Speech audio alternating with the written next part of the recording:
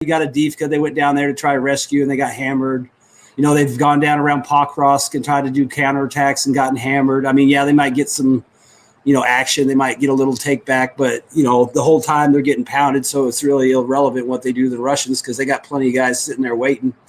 But I think that's another interesting point, too. I think that whole operation from like Soledar down to where Shavashar is, that entire area was just designed to kill as many elite Ukrainian units as possible. And it looks like it's probably worked pretty well because if you look at the south, I mean, the Russians are steadily moving through there every day. And I'm sure if they really wanted to like take casualties, they could probably punch a hole through and maybe even connect up to that line that's on, you know, above the north side of Pokrovsk. If they want to take the casualties, they could probably do it. And Yura mentioned something else about how they're striking deeper and deeper into Ukraine with glide bombs. So either there's no air defense or not enough to cover certain areas, or they're using something else to penetrate deeper, or maybe they've got another longer range bomb, or maybe they modified them to get longer range. But I mean, there's something going on there. I mean, I think the Russians are holding back too in some ways because they want these guys to come to them and die. They don't want to go to them and have to fight them, you know, more than they have to. Betty. You're muted, Maddie.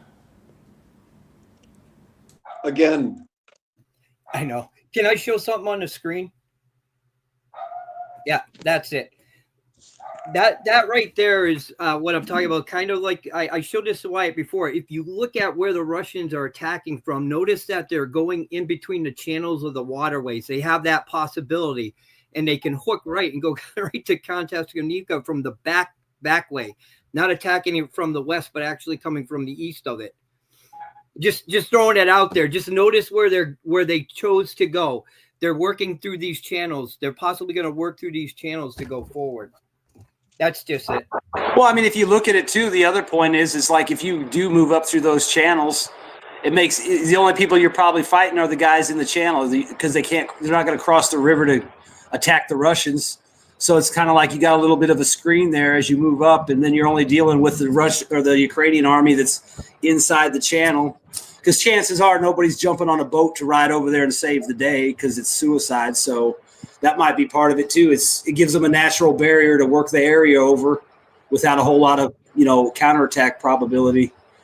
I mean, look at the direction. There's only one way to go. You're either going to run away from them or go head to head with them. You're not going to swim across a river or get a boat. I mean, look at those guys down at that reservoir that tried to that shit. They all got wasted. I don't think I've seen a single boat make it across that reservoir down there at all. I mean, I know they tried, but I mean, yeah, using the terrain like that would be perfect, especially if you're working these small units and you don't have a lot of men to, you know, you don't want to have a lot of guys on the flanks guarding it. You can just move up through these areas and then probably use your artillery, drones, and airstrikes to tear up the channel, and you just move up through there and clear it, and then you set up.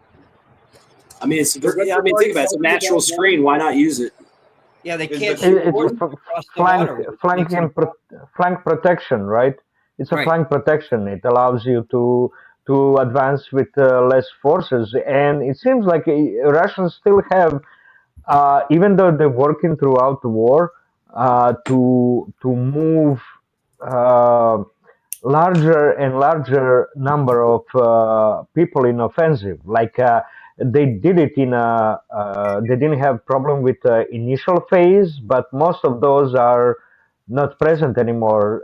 And Donbas militia is not ever been on the move, right? They were trench warfaring for 8 years, and so they're not properly, how to say, they don't have experience of moving like whole corps, army corps, right? Like 50,000 people all at once, how to move them, to coordinate.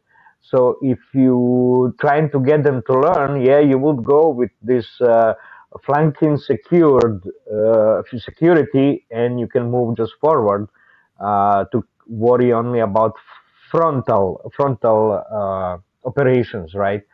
So you need less people. Like a division can do that. One division can move up those channels. Yeah, and over time they will set learn to move whole Army Corps all at once.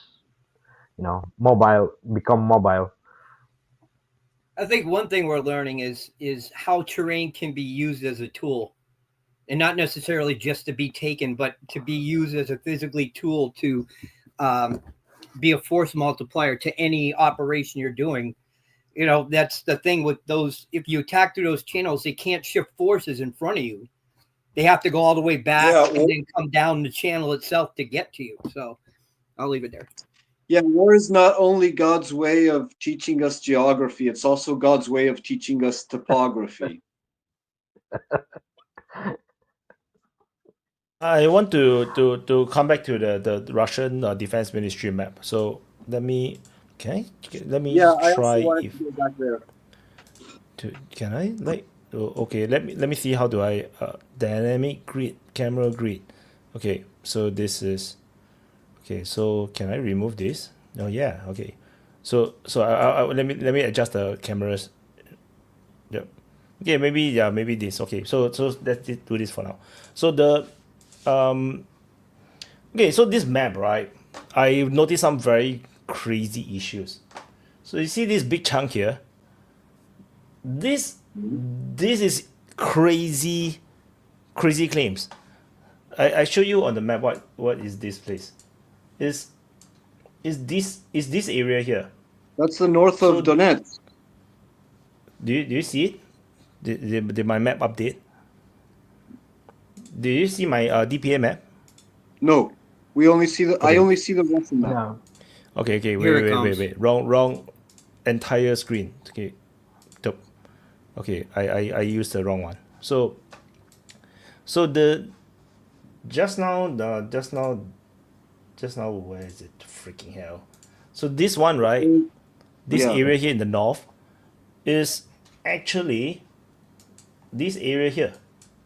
They are claiming capture all the way. I think I need to bring out my arrows. Give me a second. If not, you guys don't understand what I'm talking about.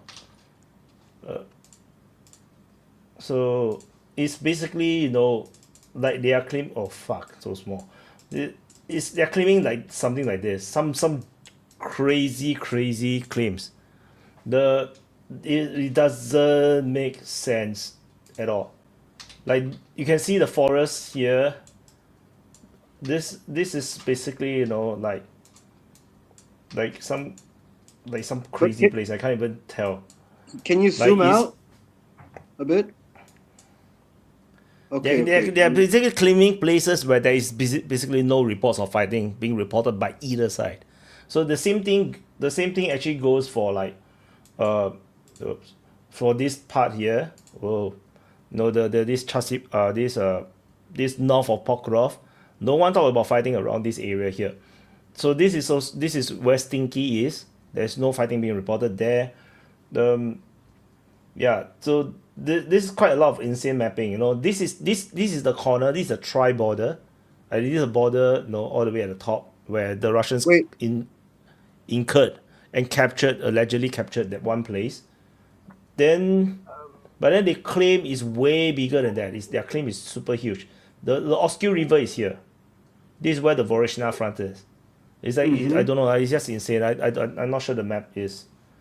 But wait, isn't the Kremina forest that? Wait. Yeah.